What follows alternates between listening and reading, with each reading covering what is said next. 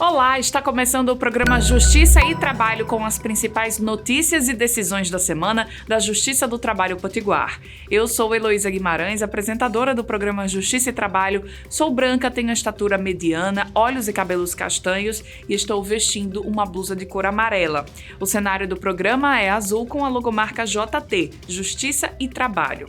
No Dia da Mulher, Sejusc de Natal faz a agenda com audiências exclusivamente para elas. E a Escola Judicial realiza debate com o tema Desconstruindo Amélias. E ainda, nessa edição, tem uma entrevista com a juíza do trabalho, Lígia Godoy. Vamos falar sobre a condenação de uma família que manteve uma empregada doméstica em condição análoga à escravidão em Natal. Não sai daí que o programa Justiça e Trabalho está só começando.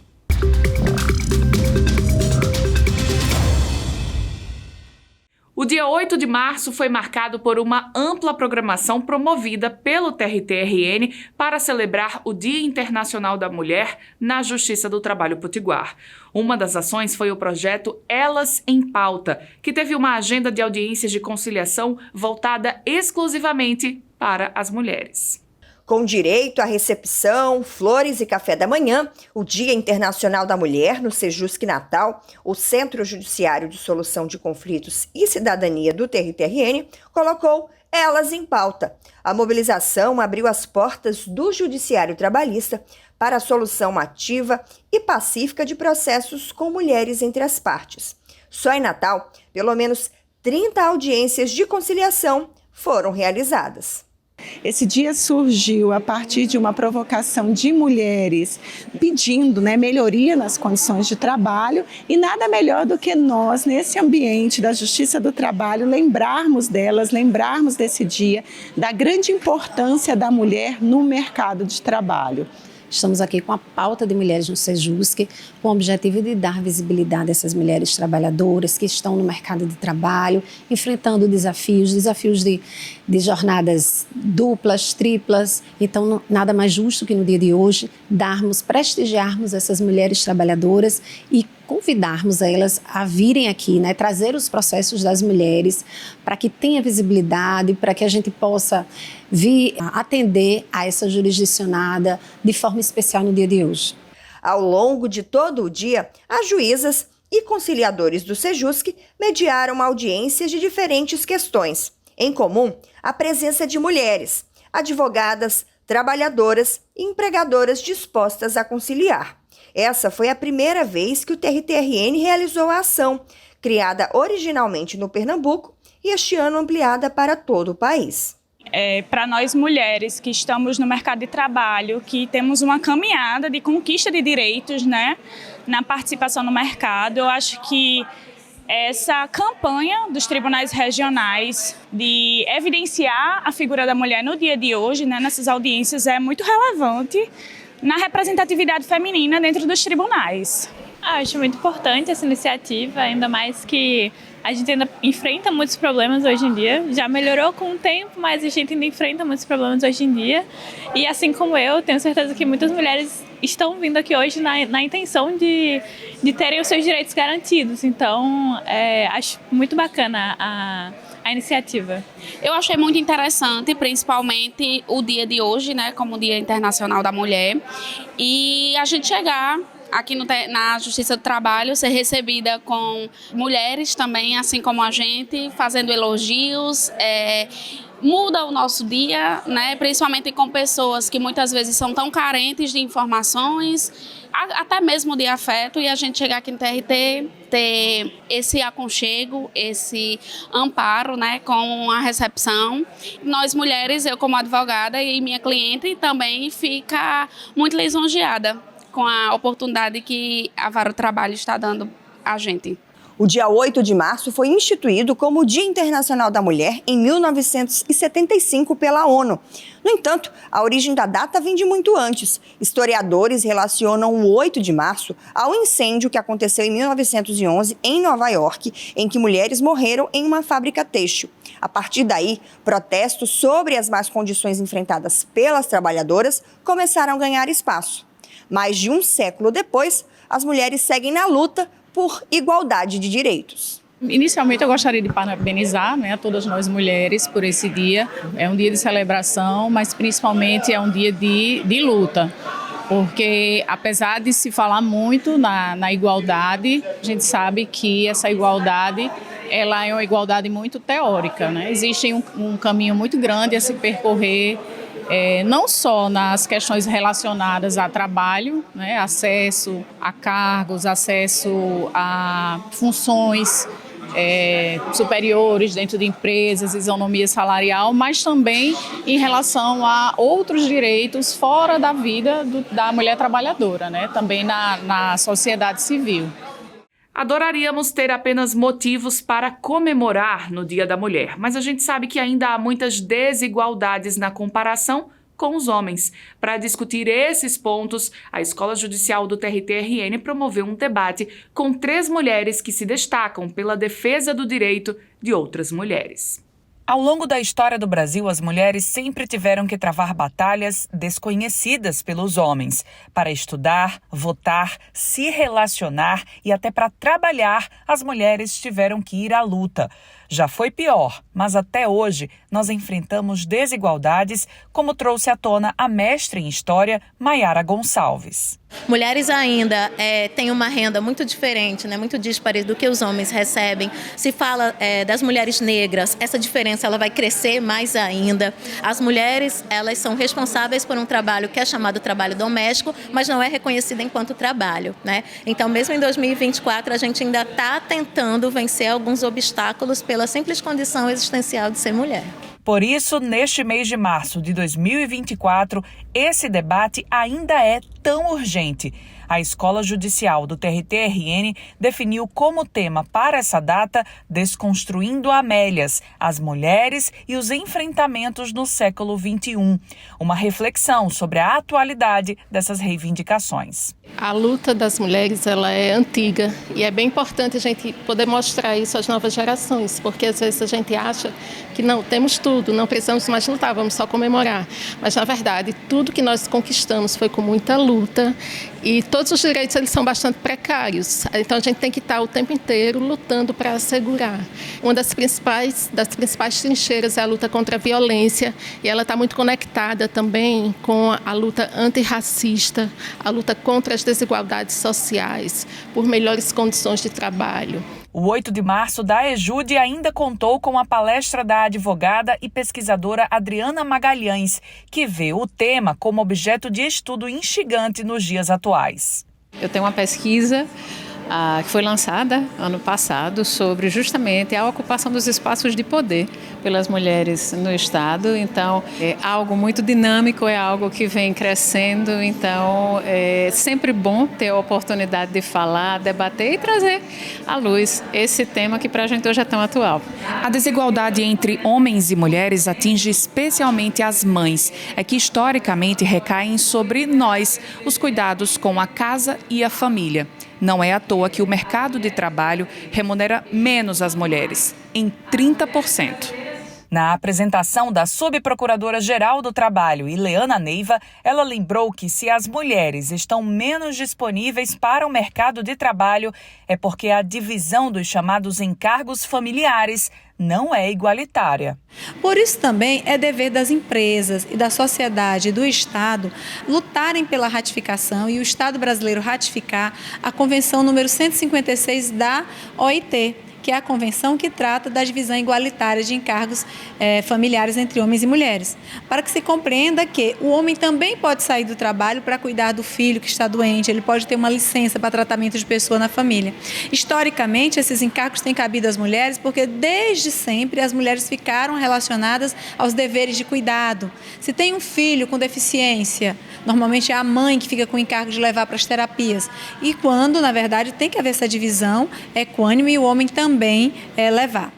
E olha só essa decisão publicada lá no nosso site do TRT-RN. A segunda vara do trabalho de Mossoró condenou uma empresa a pagar uma indenização por dano moral coletivo de R$200 mil por não cumprir a cota para a contratação de aprendiz.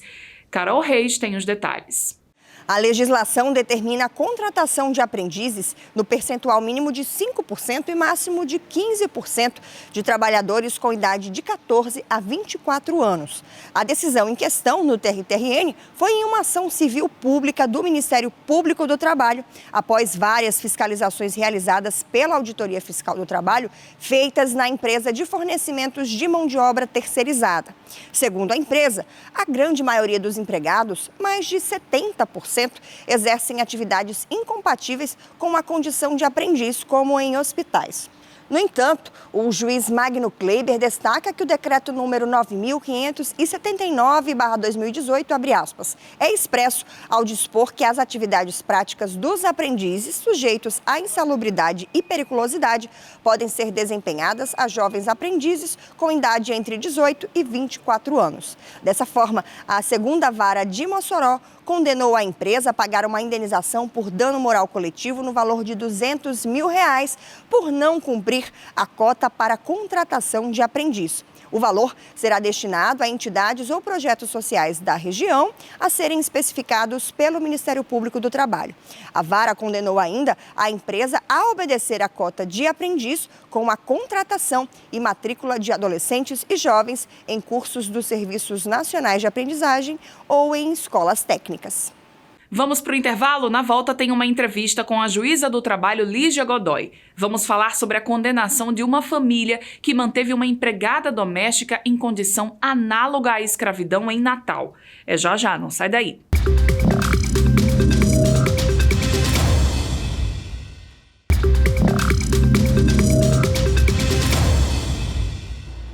O Tribunal Regional do Trabalho do Rio Grande do Norte acaba de condenar uma família aqui de Natal por manter em condições análogas à escravidão uma mulher que prestava serviços a uma mesma família por cerca de 40 anos.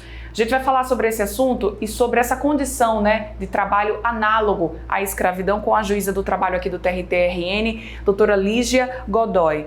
Doutora Lígia, em que condições que essa funcionária era mantida junto com essa família por tantos anos?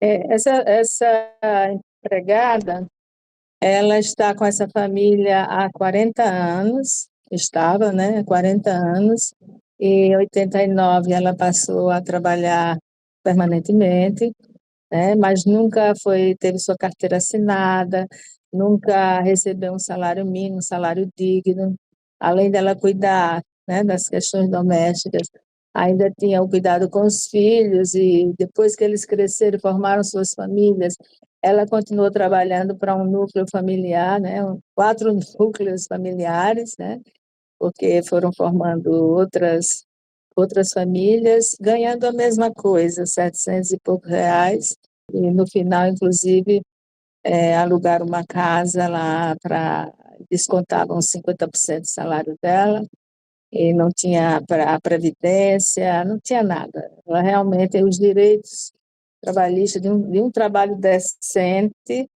ela nunca usufruiu. E na defesa, a família fala que essa empregada que era mantida nessas condições, recebia só R$700 e o salário durante um período ainda foi descontado para pagar um aluguel dentro desse terreno. Essa família ainda disse que ela era considerada um membro também da família, foi isso?